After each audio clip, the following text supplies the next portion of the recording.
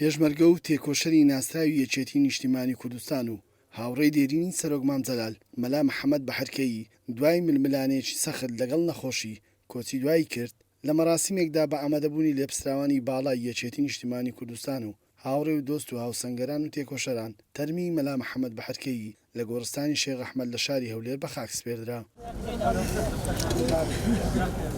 لە مەراسیمی ناشتنی تەنوی مەلا محەممەد بەحەرکەیی عەدنان مفتی ئەندامی ئەنجومەنی باڵای سیاسی و بەرژەوەندی یەکێتی نیشتیمانی کوردستان تیژ شێخسە سەرکاروانی خەبات و تێکۆشانی مەلا محەممەد بەحەرکەیی و ئەو خزمەتە زۆرەی پێشکەشی بە یەکێتی و کوردایەتی کردووە. بۆ دوجار ماڵاوایی لەو کەسایەتیە بکەین کە 50 ساڵ لە خەباتی زیاتر لە 50 ساڵ لە خەباتی تەرخان کرد بۆ میلەتەکەی لە پێناوی ئەو میلەتەدا چەندین قۆناغی بڕیوە لە هیچ قۆناغێکدا مامۆستا دوور نەکەوتۆتەوە لە خەبات لە قوربانی دان. مامۆستا ناسراوە بوو بە چەند خەسڵەتێکی جوان یەکێک لەوانە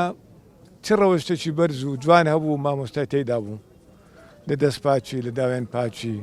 لە خۆڕەوشتی لە خاوەن هەڵوێستی لەبەرەوە ڕێزی لەلایەن هەمومان هەبوو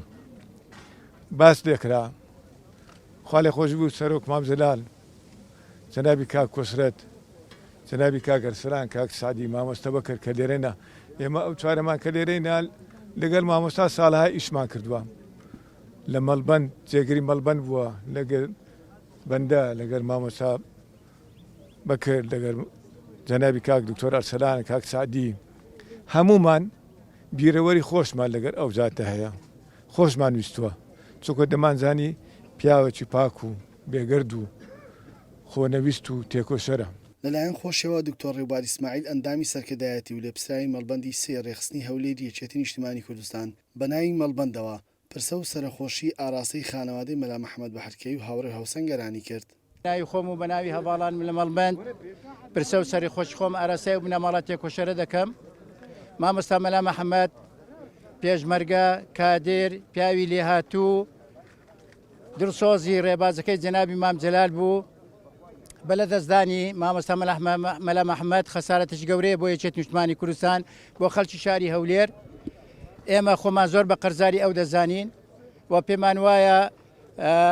مامۆستا مەلا محەممەد کردەوەکانی ڕەفتارەکانی وتەکانی بۆ ئێمە مەدرسەیەکی گەورەیە بۆیە ئێمە خۆمان بە قەرزاری ئەو دەزانین و ئێمە درێژە پێدەری ڕێبازی هەموو شەهیدەکانین و ڕێبازی هەموو ئەو پیاوە تێکۆشەرانەی کە لە هەولێر خەباتیان کردیە و ماندی بوونە. بەداخەوە مەلا محەممەد لە کاروانی کوردایەتی دابڕا ئیمڕۆ بەڵام خەبات و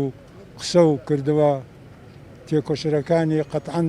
لە خەباتی کوردایەتی ون نابێ و هەموو برادرانی یەکێتی نیشتیمانی کوردستان ئیمڕۆ پەرۆش و دڵتەنجی خۆیان دەرەبرن بۆ